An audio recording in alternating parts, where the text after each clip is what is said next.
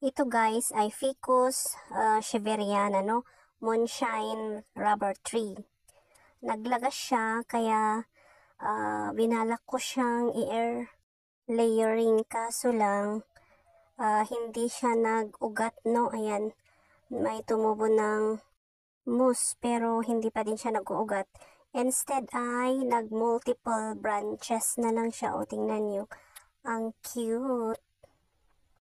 Amazing talaga ang mga plants guys, no? Hindi mo inaasahan yung mga ano nila, pagbabago o yung ganda na uh, pinapamalas sa atin.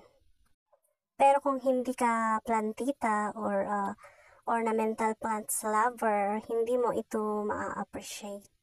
Yan, nagkaroon siya ng 7 na new branches.